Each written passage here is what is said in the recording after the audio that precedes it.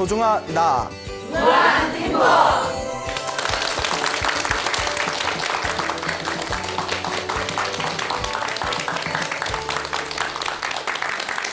예, 만나서 반갑습니다.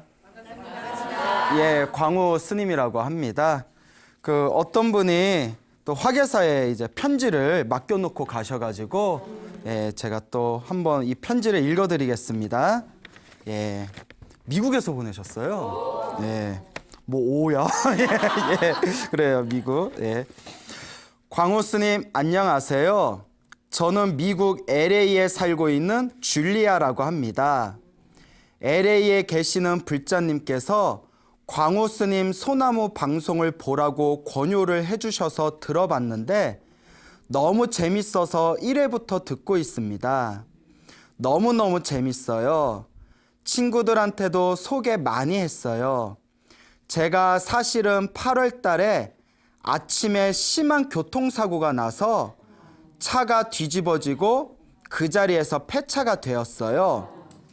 그런데 아주 신기한 경험을 했는데 차가 뒤집어지는 순간에 누군가가 포근하게 저를 감싸 안아주는 걸 느꼈어요. 그래서 그런지 저는 너무 멀쩡했어요. 소방차 4대, 구급차 1대, 경찰차 1대 달려왔는데 제가 너무 멀쩡하게 살아있는 모습을 보고 다들 놀라는 것이었어요. 그때도 저는 스님의 소나무 법문을 들었어요.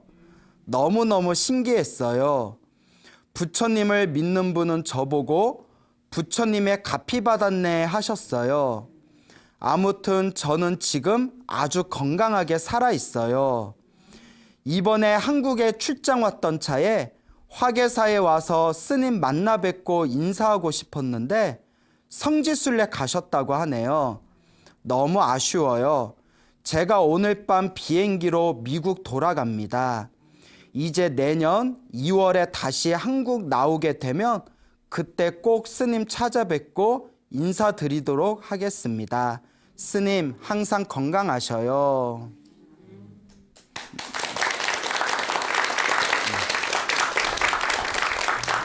예, 참 편지 내용이 너무 좋죠? 네. 예, 이제 차가 뒤집어져 가지고 폐차가 될 정도였는데 그래서 뭐 그렇죠. 뭐 구급차가 4대, 뭐 소방차가 4대, 뭐 경찰차가 1대 달려왔는데 근데 내용이 좀 이상해요. 살아있는 거 보고 사람들이 놀랬다고, 뭐 멀쩡하게 있는 거 보고 사람들이 놀랬다고 굉장히 크게 차가 부셔졌나 봐요.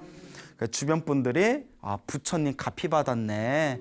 자, 그래서 너무나 또 좋은 경험담이 담긴 편지 남겨주신 우리 LA의 예, 줄리아 양 너무 고맙습니다. 이름이 예뻐요, 줄리아. 예, 뭐 줄래? 뭐 이래서 예, 미안합니다.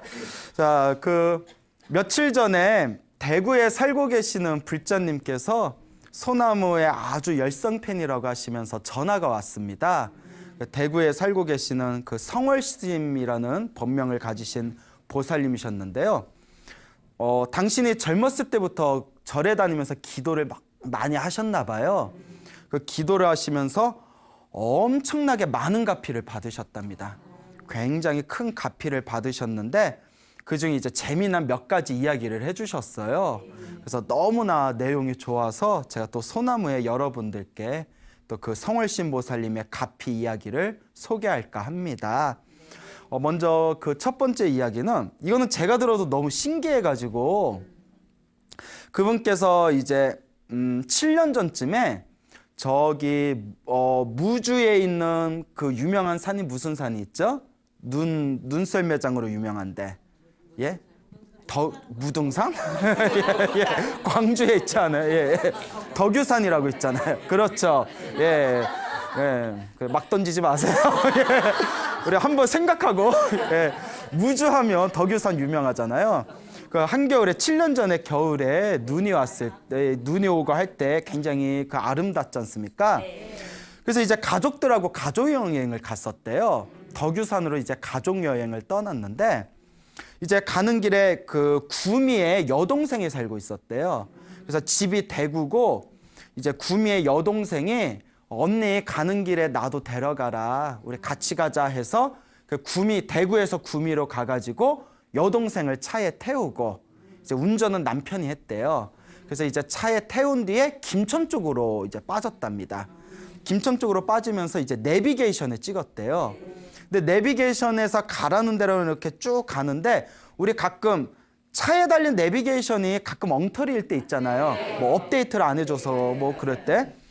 그래서 막 노래 부르고 같이 노래 부르고 막 야야야야 막 이러면서 쭉 가는데 이 고속도로로 빠져서 무주로 가야 되는데 국도로 빠진 것 같대요. 그래도 이제 내비게이션에서 가라는 대로 가니까 근데 이상한 이렇게 오솔길 산길 비포장도로를 이렇게 올라가더래요. 오르막길에 가도 계속 차 한 대 지나지 않는 비포장도로 옆에 낭떠러지가 있는 산길을 쭉 올라가니까 분위기가 싸해지는 거예요. 여기 아닌가 봐. 이상하다. 내비에서는 분명히 이쪽으로 가라고 했는데 여기 아닌 것 같은데? 근데 어떻게 길을 이렇게 틀 수가 없더래요. 옆에 이제 낭떠러지니까. 가다 보면 길이 나오겠지. 그래서 하염없이 오르막길을 올라갔대요. 그 김천 쪽에 있는 산길에 옆에 낭떠러지, 절벽 같은 낭떠러지가 있고 완전 비포장도로에 오르막길 산길을 하염없이 올라갔는데 가다 나중에 막 눈이 펑펑 쏟아지더래요. 그래서 그때가 낮이었는데 아침이었는데 눈앞이 보이지 않을 정도로 시커매가지고 막 한방눈이 막 떨어지더랍니다. 그래서 이제 겁이 나기 시작하더래요. 이거 어떡하지? 옆에 또 낭떠러지 있고 또 남편이 운전을 그렇게 잘하는 편이 또 아니셨대요. 그래서 뭐 하염없이 이제 가다가 너무 무서워서 속으로 하염없이 관세음보살을 불렀대요. 관세음보살.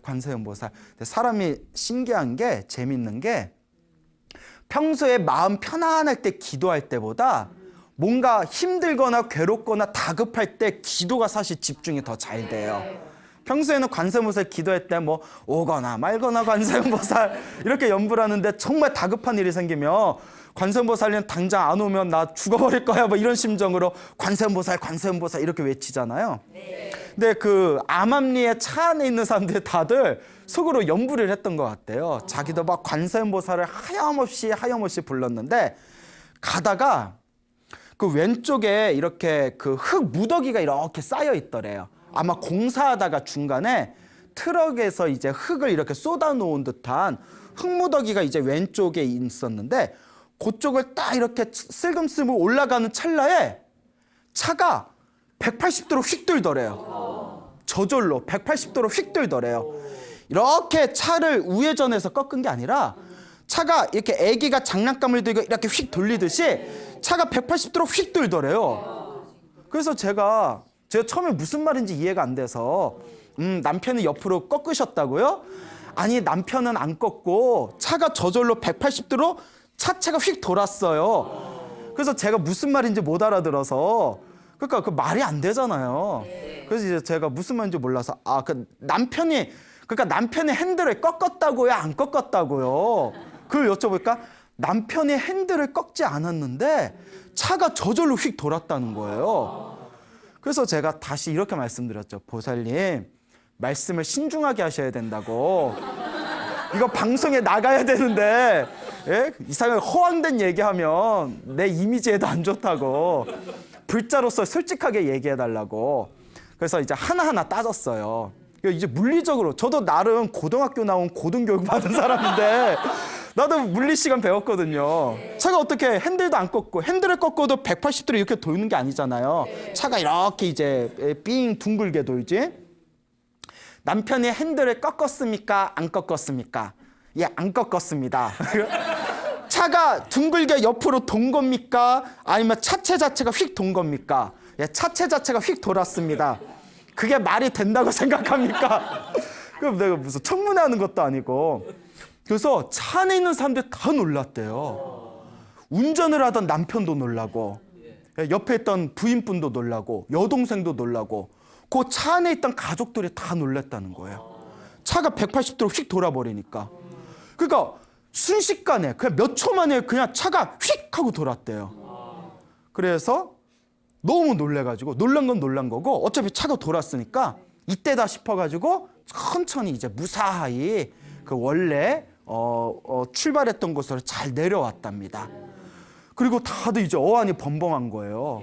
그래서 이제 차를 무사히 밑으로 내리고 나서 여동생이 다들 놀래가지고 신기하다, 이게 어떻게 된 거야, 이게 무슨 일이야 하다가 여동생이 우리 이렇게 된 거 덕유산은 못 가고 금오산이라도 놀러 가자 이러더래요. 그러니까 요 보살님이, 언니 되는 보살님이, 성을신 보살님이 그런 소리 하지 말아라. 차가 휙 돈 거 못 봤냐? 부처님이 집에 돌아가라고 돌려주신 거 아니냐?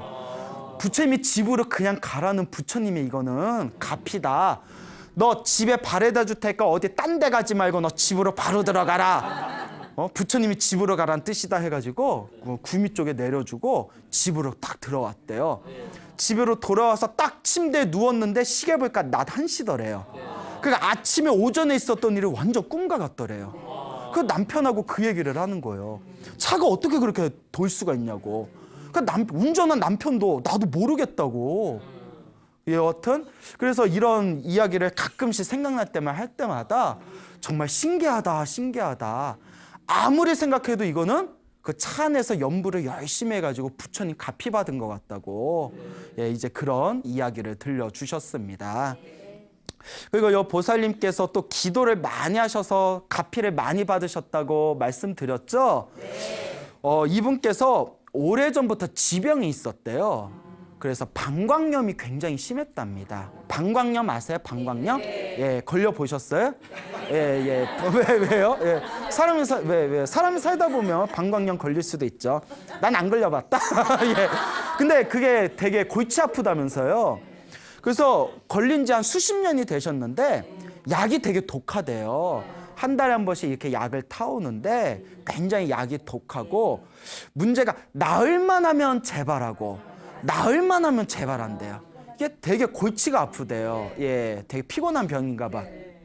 근데 이분께서 이제 어느 날 1년 전쯤인가 이렇게 꿈을 꾸셨답니다. 평소에 이제 기도를 매일 해오시다가 꿈을 꿨는데 꿈이 너무나 생생하더래요. 꿈속에서 자기 이렇게 소변을 봤답니다. 이렇게 바지를 벗고 팬티를 벗고 이렇게 소변을 시원하게 소변을 보는데 소변이 쪼르륵 나오는데 좀 느낌이 이상하더래요. 꿈속에서 뭐지 하고 이렇게 봤는데 소변에서 긴 지렁이가 막 쏟아지더래요. 긴 지렁이하고 벌레가 막 쏟아지더랍니다. 놀래가지고 어머 이게 뭐야 하고 꿈에서 딱 깼대요. 근데 그때까지만 해도 그분이 이게 무슨 꿈인 줄 모르고 몸에서 벌레가 나오니까 막 찝찝해가지고 이게 나쁜 꿈이라고 생각했대요. 어머 뭐 안 좋은 일이 생기려나? 소변을 보는데 막 긴 지렁이가 막 쏟아지니까 소변줄기에 뭐 지렁이 꿈 먹은 것도 아니고, 그러니까 이거 나쁜 꿈인가 이렇게 생각하는데 그 꿈을 꾸고 나서 이렇게 일어났는데 몸이 너무 개운하더래요. 그리고 이 방광염이 있으면 항상 아랫배 쪽이 이렇게 좀 텁텁하고 묵직한 느낌이 드는데 그게 없이 아랫배가 시원하고 상쾌하더랍니다. 그래서 희한하다 하다가 그 꿈 꾸고 나서 방광염이 싹 사라졌대요. 지금 1년 동안 방광염이 재발이 안 되고 있어요. 예, 괜찮아요? 예. 그래서 이분이 이게 무슨 꿈인 줄 모르다가 소나무를 보고 나서야 소나무에 제가 이렇게 그 몸에서 벌레 나오는 꿈을 꾸면서 병이 나은 이야기 해드렸잖아요. 며칠 전에는 능엄주 외우셨던 분이 오른팔 마비된 데에서 꿈에서 오른팔에서 실지렁이가 나오는 꿈을 꾸고 나서 오른팔이 나았다. 그새 기억 안 나요? 예, 기억나죠? 그러니까 제가 소나무 이야기하면서 꿈 이야기하면서 꿈에서 뭐 몸에서 더러운 게 빠져나가는 거, 막 대소변을 시원하게 둔다거나 몸에서 벌레나 무슨 찌꺼기 같은 게 빠져나오는 거는 업장소멸 꿈이다. 이런 걸 소나무에서 몇 번 말씀을 드렸거든요. 요 성울신 보살님 불자님이 나중에서야 소나무를 보시고 나서 그때 그 꿈이 업장이 소멸하는 꿈이었구나. 그래서 그때 방광염을 일으키던 업장이 소멸됐는지 그 꿈을 꾸고 나서 그 방광염이 싹 사라졌답니다. 예, 그래서 그런 경험담을 얘기를 해주셨습니다. 그리고 이 세 번째 이야기가 또 아주 재밌어요. 이분이 이제 내일 모레면 이제 환갑이 되신데요. 이제 제 50대 후반이신데 이제 직업이 미용사시래요.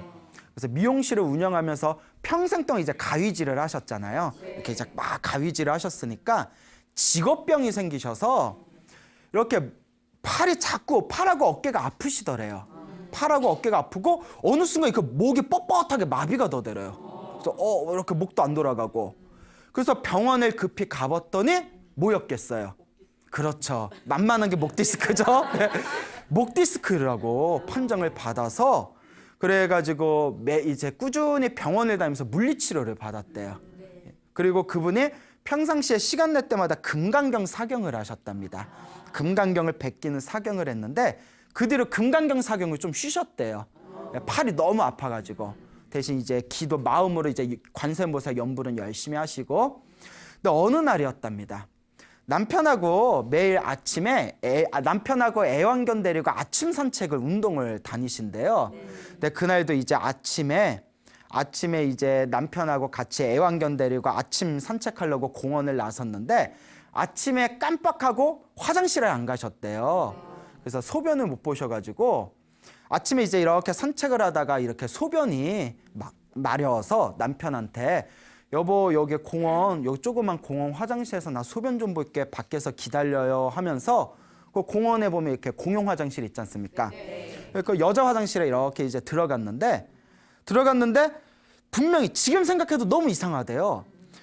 바닥에 아무것도 걸릴 게 없었대요. 아무것도 없었는데 들어가다가 발이 뭔가에 딱 걸려가지고 그대로 앞으로 곤두박질 치셨대요. 넘어지셨는데 이제 좁으니까 문 앞에서 넘어지니까 앞에 있는 화장실 벽에 정말 문짝이 떨어져 나갈 정도로 꽝 소리를 내면서 얼굴에 부딪히셨대요. 앞으로 확 곤두박질. 그래서 얼굴에 꽝 부딪혔는데 그때 목이 두둑하고 꺾이셨대요. 목이 꺾였대요. 목이 꺾였는데 웃음이 나와요? 사람 죽을 뻔했는데. 뒤에서 남편이 놀래가지고 119를 부를까 응급차를 부를까 응급실 가보자 난리가 났대요. 남편이 뒤에서 봤잖아요. 목이 확 꺾이는 거. 잘못하면 뇌증탕 걸리거나 그 목이 꺾이잖아요. 부인이 아니야 나 괜찮은 것 같다고. 근데 나 놀랬을까 우리 집에 가서 좀 쉬고 싶다고. 그래서 집에 왔대요. 놀란 가슴을 이렇게 가라앉히고 너무 놀랬잖아요. 그래서 이제 거울에 가서 얼굴을 봤대요. 근데 얼굴에 상처 하나 없더래요. 희한하다 해가지고 이렇게 목을 돌려봤는데 목이 휙휙 돌아가더래요. 목이 꺾였는데 왜 돌아가지? 휙휙 목이 돌아가서 그 화장실에서 넘어진 이후로 목 디스크가 싹 나으셨대요. 야, 신기하죠? 그래서 여러분 목 디스크 있는 분은 어디 가서 넘어지시라? 네, 화장실 가서. 네, 그렇다고 진짜 화장실에서 넘어지시면 안 돼요. 너무 신기하죠? 예, 넘어져도 어디? 공용 화장실에서. 그래서 이거 진짜 부처님 갚인 것 같다고. 그러니까 근데 이분이 정말 기도를 많이 하셨나 봐요. 남들은 평생에 한 번 경험해보지 못할 걸 3번이나 경험했잖아요. 그래서 차체가 180도, 핸들을 꺾지도 않았는데 180도로 휙 돌아서 무사하게 집으로 돌아온 이야기. 방광염이 굉장히 심했는데 그 꿈에서 소변에서 지렁이가 흘러나오는 쏟아지는 꿈을 꾸고 나서 방광염이 싹 나은 이야기. 그리고 목 디스크가 심했는데 어디에 부딪혀서? 화장실 문에 부딪혀서 목이 꺾여가지고 디스크가 나은 이야기. 이 정도면 세상에 이럴 수가 뭐 이런 데 나가도 될 것 같은데. 그래서 제가 여쭤봤어요. 무슨 기도를 많이 하셨냐? 기도를 어떻게 하셨냐? 그래서 좋다는 기도를 많이 하셨는데 이거 말고도 가피를 많이 받으셨대요. 그리고 자식들도 잘 자라가지고 가족들을 위해서 기도를 열심히 했는데 뭐 애들도 서울대 들어가고 뭐 다들 잘 크고. 그래서 무슨 기도를 제일 많이 하셨어요? 했더니 평소에 금강경 사경을 틈틈이 하고 제일 중요한 게 아침에 눈 뜨면 저녁에 잠들 때까지 시간이 있을 때마다 마음속으로 항상 관세음보살님을 불렀대요. 예, 일할 때는 일하고 볼일 있을 때는 볼일 보되 항상 시간이 남을 때마다 항상 관세음보살 연부를 했었다. 그래서 제가 아유 대단하십니다. 정말 불보살님 값이 크게 받으셨네요. 그러니까 지금 같은 마음으로 꾸준하게 기도하십시오라고 제가 크게 칭찬을 드렸습니다. 그러니까 여러분들도 뭐 이런 어떤 재미난 이야기를 듣고 야, 거참 신기하네. 이렇게 한 귀로만 흘리지 마시고 누가 기도해야 된다? 내가 기도해야 돼요. 남 기도 열심히 해서 남 로또 당첨돼봤자 나랑 아무 관계 없어요. 예? 뭐 하다못해 나 칼국수 한 그릇도 안 사줘. 내가 잘 돼야지. 누가 잘 돼야 된다? 내가 잘 돼야죠. 내가 기도를 해야 됩니다. 스님 기도 열심히 해도 저는 효과를 잘 못 느끼겠어요 하는 분들이 간혹 있어요. 그럼 제가 항상 둘 중에 하나라고 했죠. 첫째는 열심히 안 했는데 혼자 열심히 했다고 착각하는 경우. 두 번째는 정말 열심히 했지만 전생에 지어놓은 업장이 두꺼워서 그 업보가 녹고 있는 과정이라고. 제가 항상 드리는 말씀이 당장의 기도의 효험과 효과에 일희일비하지 말고 차분한 마음으로 불보살을 믿는 그 확신과 믿음의 마음으로 꾸준하게 기도를 닦아나가다 보면 분명히 여러분들에게도 은은한 가피가 있을 것이다. 꼭 명심하시길 바랍니다. 네. 알겠죠? 네. 자, 그리고 또 어떤 불자님에게 또 재미난 이야기를 들었습니다. 그 오산에 살고 계시는 노보살님이세요. 오산이라고 아세요? 오산? 네, 저기 사산도 아니고 육산도 아니고 오산입니다. 병점이라고 아세요? 병점? 네, 그 병점에서 좀 더 가면 제 외할머니께서 병점에 사셨어요. 예, 그래서 병점. 자, 그런데 그 병점 얘기를 내가 왜 했죠? 자, 예, 오산 얘기하다가 오산에 살고 있는 불자님께서 웃지 마세요. 오산에 살고 있는 그 연세가 많으신 지금 연세가 80 정도 되신데요. 그 보살님께 전화가 왔는데 요 보살님께서 소나무 보다가 자기 너무나 큰 부처님 가피를 받은 게 있어서 함께 불자님들께 나누고 싶어서 전화를 주셨습니다. 이 보살님께서 10몇 년 전에 자살하러 가셨대요. 왜 그랬냐면 머리가 너무 아파서 이분이 오랫동안 두통에 시달리셨대요. 갑자기 두통이 생겼는데 두통이 너무 심해가지고 머리가 깨질 것 같더래요. 근데 이게 아무리 약을 먹고 아무리 치료를 받아도 효과가 없으니까 머리가 너무 깨질 것 같아서 하루하루가 힘든 거예요, 나중에는. 여러분, 그 통증이 몇 날 며칠 계속 극심한 통증이 지속되면 나중엔 진짜 삶의 의욕이 사라지거든요. 이럴 바에야 죽는 게 낫겠다. 너무 머리가 깨질 듯이 아파서 이분이 이제 평소에 기도를 많이 해오셨대요. 뭐 관음 기도도 하고 지장 기도도 하고 기도를 꾸준히 해오셨는데 어느 날 머리가 너무 아프셔가지고 법당에 평소에 다니던 법당에 가서 부처님 관세음보살님한테 기도를 올리면서 부처님 관세음보살님 저 그냥 세상 떠나렵니다. 죄송합니다 부처님 저 너무 힘들어서 이제 못 살겠습니다. 저 그냥 이 세상 그냥 떠나렵니다 라고 부처님한테 고하셨대요. 그럼 뭐 부처님이 그래 잘 가 뭐 이럴 리는 없잖아요. 근데 이제 당신 딴에는 불자니까 부처님 저 이제 세상 떠나렵니다 하고 마지막으로 간절하게 정성껏 기도를 올렸답니다. 그리고 그래 이 세상 미련 없이 하직하자. 너무 머리가 아프니까. 그리고 그날 잠이 들었는데 너무나 생생한 꿈을 꾸셨대요. 다 잠이 들었는데 뒤에서 정말 생각하기도 싫은 정말 흉악하고 무섭게 정말 무섭게 생긴 악마가 자기 막 뒤를 쫓아오고 자기가 꿈에서 하염없이 어두운 길을 도망치는 꿈을 꾸신 거예요. 악마가 막 뒤에서 막 쫓아오더래요. 너무나 무섭게 생긴 악마가 뒤에서 자기를 쫓아오다가 자기가 막 어둠에서 막 이리저리 도망을 다니는데 갑자기 눈앞에서 앞에서 관세음보살님하고 뒤에서 지장보살님이 짠 하고 나타나시더니 자기를 앞과 뒤에서 이렇게 안아주시더래요. 이렇게 감싸주시더래요. 관세음보살님하고 지장보살님이 이렇게 감싸주시더니 그러니까 악마가 딱 오다가 자칫 쫓아오다가 관세음보살님하고 지장보살님이 양쪽에서 자기를 안아주시니까 딱 가까이 오지를 못하더래요. 그래서 악마가 가까이 오지 못하고 대신 자기를 호신탐탐 이렇게 노려보고 있더랍니다. 가까이는 오지 못하고 이렇게 노려보고 있을 때 요 보살님이 관세음보살님하고 지장보살님이 이렇게 안아주고 계셨다고 했잖아요. 갑자기 보살님이 하늘을 우러러보면서 석가모니불 하고 외쳤대요. 뭐라고 외쳤다고요?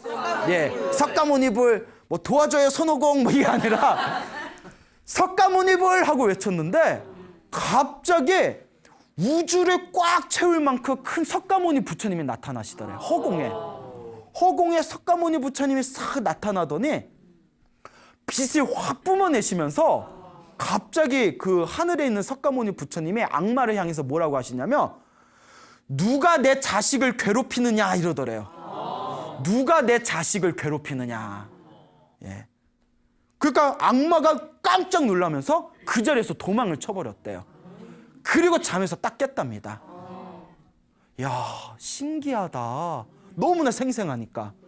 악마가 막 뒤에서 쫓아오는데 관세음보살님, 지장보살님이 이렇게 안아주시고 그러니까 하늘을 보면서 석가모니불 하고 외쳤는데 하늘에서 그 빛을 뿜어내면서 석가모니 부처님이 탁 나타나시면서 누가 내 자식을 괴롭히느냐 그러면서 악마가 놀라면서 사라지는 탁 꿈을 꾸고 나서 자 이미 여러분들 예상 다 하셨죠? 네. 그 뒤로 그토록 자살까지 자기를 몰고 가려고 했던 두통이 흔적도 없이 사라지셨답니다. 지금 그 꿈을 꾼 지 10년이 넘었는데 10년 동안 한 번도 두통이 안 일어났대요. 그래서 이제 평소에 소나무를 보시다가 다른 불자분들의 가피 받은 이야기를 보시고 당신도 용기 내서 전화를 주셨다고. 정말 대단하지 않습니까? 네. 예. 자, 그래서 여러분들도 살아가면서 도저히 내 힘으로 변화시킬 수 없을 때, 내 힘으로 견뎌내기 힘들 때, 무언가 인생의 큰 절벽이나 낭떠러지를 만난 듯한 느낌이 드실 때 절대 주저하지 마시고 간절하게 기도해 보시기 바랍니다. 단 중요한 게 있어요. 간절하게 정성껏 해야 됩니다. 기도하면서 뭐 들어주면 좋고 뭐 안 들어주면 말고 이런 마음으로 기도하면 안 돼요. 그 어떤 분은 기도할 때 부처님을 협박하는 경우가 있어요. 기도를 열심히 하면서 안 들어주기만 해봐라. 내가 다시는 절에 다니나. 이래버리고 부처님 협박하는 건데 들어주겠어요? 안 들어주겠어요? 아, 그런 마음에 어떻게 갚이가. 그냥 좋은 일이 생기든 나쁜 일이 생기든 소원이 성취되든 소원이 성취되지 않든 다 내 인연법입니다. 오로지 부처님만 믿고 기도하겠습니다. 복을 짓겠습니다. 공덕을 쌓겠습니다. 라는 마음으로 마음 공부를 해야 됩니다. 그러니까 우리 불자님들도 힘들고 괴로울 때 주저하지 말고 우물쭈물하지 말고 지금 당장 이 자리에서 한번 열심히 기도해 보시길 바랍니다. 어느 불자님께서 또 전화를 주신 내용인데요. 이분께서 오래전에 굉장히 신비한 경험을 하셨답니다. 그분께서 그 치악산이라고 아세요? 치악산? 예, 치악산. 거기서 이제 치약이 많이 나오죠? 예. 아님 말고, 아님 말고. 예. 그 치악산이라는 곳에서 그 구룡사라는 유명한 절이 있어요. 그 어느 날 구룡사, 예, 맞죠? 치악산 구룡사.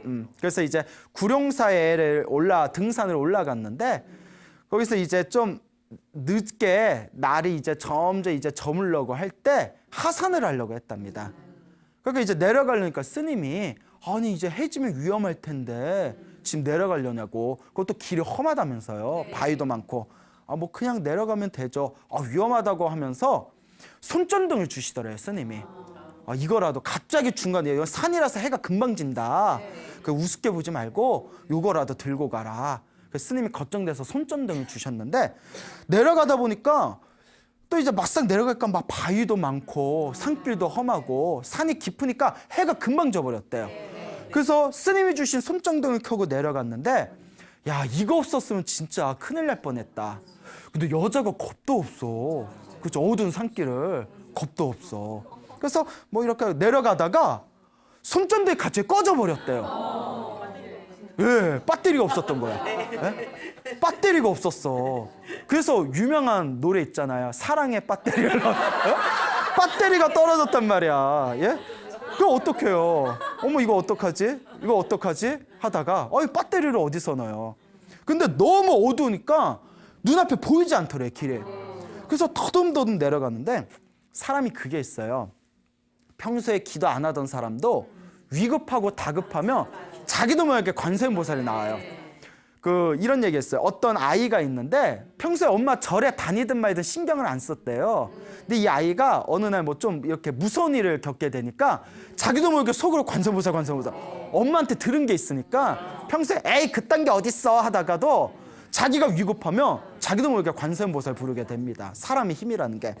근데 이제 이 보살님은 또 불자시고 하니까 정말 다급하게 간절하게 관세음보살 불렀대요. 이거 길이 어두워서 어떡하지 하고 주춤주춤 내려가서 관세음보살 이렇게 연부를 했는데 하늘에서 마치 달빛이 이렇게 비춰주는 것처럼 딱 자기가 걸어갈 듯이 환해하더래요. 그런 경험 처음 해봤대요. 딱 자기가 가야 할 산길에 환하게 이렇게 길이 비춰지더래요. 그래서 이게 웬열? 막 이러면서 이게 웬일이지? 그 빛 따라서 그 환한 길을 따라서 산을 무사히 내려왔대요. 산을 무사히 그냥 내려오면서 계속 관세음보살 외운 거예요. 관세음보살 하염없이 연불 하면서 이렇게 밑으로 쑥 내려오다가 다 산길을 다 내려오고 나서 그때서야 한숨을 푹 내쉬고 뒤를 딱 돌아봤더니 산길의 흔적도 없이 아예 시커멓게 보이지가 않더래요. 그래서 지금 생각해도 내가 이 길을 어떻게 내려왔을까 너무 생각해도 신기하다고 이렇게 불자님께서 그런 어떤 신비한 가피의 이야기를 전해주셨습니다. 그러니까 여러분들도 어디 길 갈 때 전등이 없거나 혹은 뭐 손전등이 뭐 고장났거나 혹은 뭐 저기 휴대폰에도 손전등 기능 있잖아요. 어플이 있죠. 그것도 막 이제 뭐 배터리가 다 닳았거나 그럴 때 두려워하지 마시고 누구를 간절하게 불러라? 관세음보살을 간절하게 불러. 그 너무 무서우면 큰 소리로 악을 지르면서 관세음보살 큰 소리로 악을 지르면서 길을 걸으면 주변 사람들이 야, 쟤 건들지 마, 쟤 건들지 마. 야, 제정신 아니야. 이것도 또 하나의 좋은 방법이에요. 예? 미친 사람 쉽게 안 건들거든요. 그냥 미친 듯이 악을 쓰면서 관세음보살 부르면 또 그런 어떤 힘이 보호해 줄 겁니다. 그래서 제 주변에도 그런 어떤 위급한 일을 당했거나 그런 무서운 일이 있을 때 간절하게 그렇게 관세음보살이나 지장보살을 불렀더니 그런 위기를 지혜롭게 모면했다라는 그런 이야기를 많이 들었거든요. 그런 어려운 일이 있을 때 항상 기도하는 마음을 가지시기 바랍니다. 그래서 이와 같이 우리 불자님들 주변의 기도의 가피 이야기를 들어보면 정말 이런 신비로운 체험을 하신 분들이 많아요. 그래서 저희가 소나무가 거의 140회 가까이 이제 진행되고 있는데 140회 동안 진행되면서 가피 받은 수많은 불자분들의 이야기라든가 제보를 받게 되었을 때 저도 놀란 게 이렇게 체험한 분들이 많았구나. 부처님 기도를 열심히 해서 이와 같은 가피와 체험을 받은 분들이 많았구나. 그리고 또 재미난 게 평소에 불교에 관심이 없다가 소나무를 보고 나서 나도 기도 한번 해봐야 되겠다 하고 기도 열심히 해서 가피 받았다는 이야기도 자주 들어요. 그랬더니 제가 또 그렇게 기분이 좋아요. 평소에 불교에 관심이 없고 기도에 관심이 없다가 그 소나무 보고 저 스님이 거짓말할 관상은 아닌 것 같고 한번 믿어보자. 원래 사기꾼들의 얼굴은 좋아요. 그래서 열심히 기도했는데 스님 저도 그런 체험이나 가피를 받았습니다. 경험했습니다. 라는 분들을 보면 정말 이 기도의 가피라는 게 분명하구나 라는 그런 어떤 확신을 얻게 됩니다. 근데 제가 항상 드리는 이야기가 있습니다. 이게 남 얘기가 되어서는 안 돼요. 누구의 이야기가 돼야 된다? 나의 이야기가 되어야 된다. 나의 이야기가 돼야 됩니다. 이런 소나무를 보시고 어느 보살님께 전화가 왔어요. 스님, 소나무 지금까지 다 열심히 보고 있습니다. 스님, 근데 저도 스님 방송 보면서 기도 열심히, 오랫동안 기도 열심히 했는데 제가 기도하면서 저도 기도를 많이 한 것 같은데 저는 효과를 못 봅니다. 가피를 못 받았습니다. 스님, 저 왜 그럴까요? 이러시더라고요, 보살님이. 그래서 그래요? 기도는 꾸준히 해야 됩니다. 무슨 기도 하셨는데요? 기도를 어떻게 하셨는데요? 하고 여쭤보니까 매일 천수경 한 편씩 읽고 관세음보살 하루에 108번씩 했어요. 이러더라고요. 그래서 제가 목구멍까지 넘어온 소리가 꼴랑? 아니 천수경 한 번 읽고 관세음보살을 1080번이나 10,000번도 아니고 몇 번? 108번. 관세음보살을 108번 읽고 효과가 있어요 없어요 하면 이거 안 되거든요. 정말 내가 엄청난 내 몸과 마음의 변화를 느끼고 가피를 얻으려면 정말 집중해서 몰입해서 해야 됩니다. 그래서 내가 보살님한테 꼴랑 이러면 또 보살님 상처받으실까 봐 나도 모르게 목구멍까지 꼴랑 하려다가 아우 콜라 먹고 싶어 이렇게 그러면서 뭐라고 했냐면 보살님 하루에 천수경 한 번씩 읽고 관세음보살을 하루에 108번이라도 염불하신 거는 되게 좋은 겁니다. 하지만 보살님의 무거운 업보를 소멸하고 정말 간절하게 소원을 성취하고 싶다면 더 하셔야 됩니다. 그랬으면 얼마나 해야 돼요? 이래서 최소한 관세음보살 하루에 1만 번 이상씩 하시고 이것도 이러신다. 기도를 안 해봤다는 증거예요. 하루에 1만 번 이상씩은 하시고 시간 되면 주말과 시간 넉넉할 때는 3만 번씩 한번 확 밀어붙여야 됩니다. 그렇게 오래오래 하셔야 됩니다. 했더니 내가 1만 번 이랬더니 이러시더라고요. 1만 번이요? 이러시더라고요. 그래서 보살님 기도를 내가 하고 싶은 거 다 해가면서 기도 조금 하는 것 갖고는 진짜 가피 얻기 어렵습니다. 안 하는 것보단 낫지만 보살님이 원하는 가피를 확실히 체험하려면 하루에 1만 번씩 밀어붙여 보세요. 1만 번 해도 안 되면 3만 번씩 밀어붙여야 됩니다. 했더니 한번 해볼게요 하면서 그 뒤로 연락이 없어. 자, 어쨌거나 그리고 우리가 이렇게 기도라는 것은 정말 간절하고 정성스럽게 해야 된다라는 것을 명심해야 됩니다. 그리고 제가 또 항상 드리는 말씀 중에 하나지만 기도를 하다 보면 안 좋은 일이 생길 때가 있어요. 제가 이제 소나무 이야기하다 보면 꼭 좋은 얘기들만 골라서 하잖아요.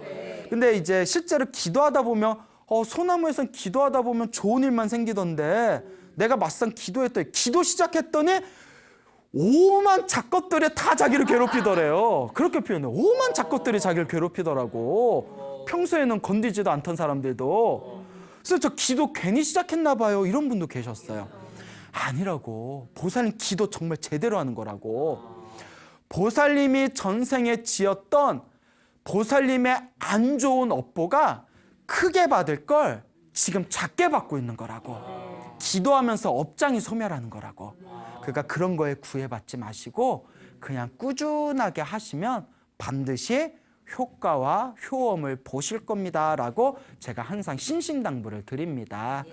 그러니까 우리 이 소나무를 보고 계시는 불자님께서도 꼭 명심하셔야 되는 게 제가 막 관세음보살 기도 이야기하면 선생님 저 오늘부터 관세음보살 기도하려고요. 어유 예, 잘하시네요.